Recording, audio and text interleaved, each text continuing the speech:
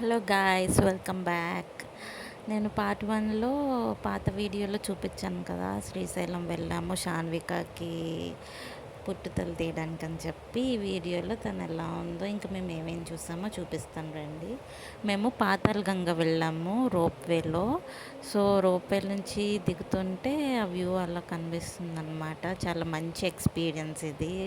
రోప్వేలో దిగుతూ ఉంటే చాలా హ్యాపీగా ఉంది. నియంజ్ కూడా చాలా బాగా ఎంజాయ్ చేశాడు.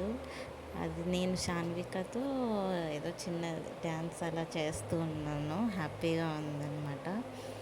ఇంకా పాతాళగంగ దిగిపోయిన తర్వాత పాతాళగంగ వ్యూ చూడండి అలా ఉంటుంది.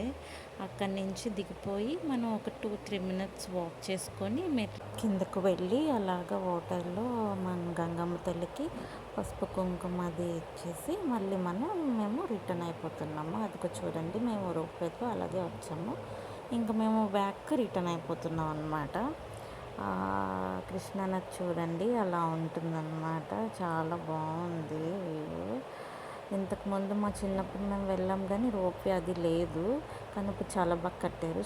షాన్విక చూడండి గుండెలో ఎంత క్యూట్గా ఉందో, ముద్దొచ్చేస్తుంది కదా. ఇంకా మేము ఎలాగో బ్యాక్ రిటర్న్ అయిపోతున్నాం. అదిగో మా ఫ్యామిలీ మేమందరం వెళ్ళాం అన్నమాట ట్రిప్కి. చాలా బాగా ఎంజాయ్ చేసాము.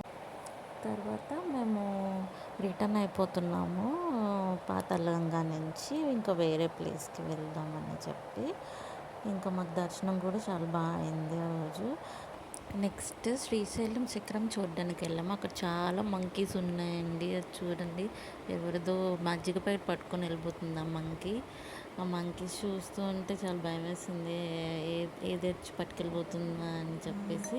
చాలా జనాలు అయితే ఉన్నారు.